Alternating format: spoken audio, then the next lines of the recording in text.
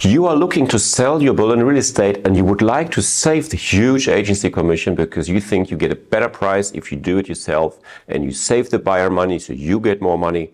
Then watch this video. I'll explain to you how you can sell your apartment without the real estate agent.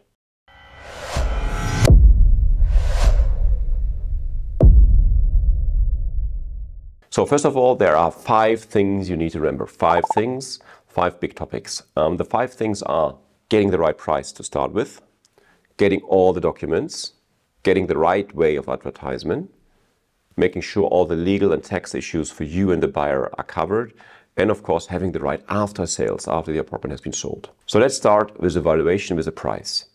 Most of private sellers, when they believe they have a beautiful castle, actually they're realizing it's not a beautiful castle, it's a normal apartment, and the buyer sees the value quite differently from you as a seller.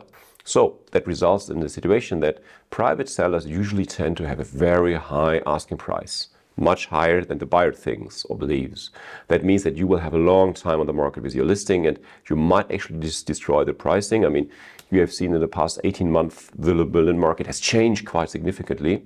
And so we have a market which is stable, and last year it actually has dropped by 10 to 15%. And I can tell you straight away that these people who have sold successfully in the past 18 months had realistic pricing and found a buyer. But all the other people who hadn't done the pricing right, they have not found a buyer.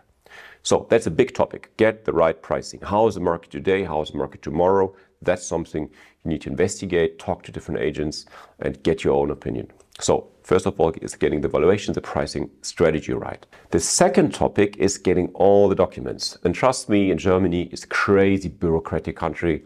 These, documents you have to collect. You need to even go to the archive, planning permit. You have to speak to your management company. You need to collect the declaration of division, get a measured floor plan, a certificate for the energy, make sure that all the planning is fine, that everything is fine in terms of the local area. There's a lot of planning zones in Berlin, which are quite different.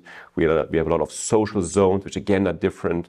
Then if the apartment is tenanted, you need, of course, the rental contract with all the amendments. You need to see what kind of tenant you're having. Are you allowed to increase the rent, etc., etc. So it's a huge topic with documents. We as professional agents who are doing this every day, we usually need 1 to 2 weeks to collect all the documents because we, of course, go to the archive. And then you need to advertise. That's the third topic. Advertise your apartment.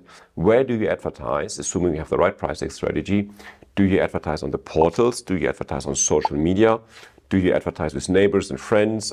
What do you do? So again, advertisement might be a big topic, and it also will cost you a lot of money because the German portals aren't cheap. They're charging between 200 to 500, 600 euros a month if you do the full package. And so that's something you need to cover. And of course, someone taking professional pictures will again charge you a couple of €100. And you should also do a nice little video because maybe not every buyer is able to see the apartment because they might not be in Berlin at the time. The next topic is making sure that if you have found a buyer and you're sure that the buyer actually can afford your apartment and the pricing is right, you need to find a notary who can sell your apartment, so legally sell the apartment. So you need to make sure that you know the legal stuff a little bit yourself so that you know what you can do as a seller, what you need to watch out for, how the legal contract has to be drafted, the sales contract, what clauses are very important for you. And the buyer always decides on the notary, not you as a seller, especially if you don't use an estate agent. So the buyer can choose a notary because he pays for the notary. So he might put some stuff in there which you do not like. So I would always recommend, if you do not use an estate agent and you haven't chosen the notary, always get a lawyer to check the contract if you do it without an estate agent or without any other legal support. Then, of course, you need to make sure that the taxes are fine for you. There's certain taxes, profit tax, income tax for you as a seller.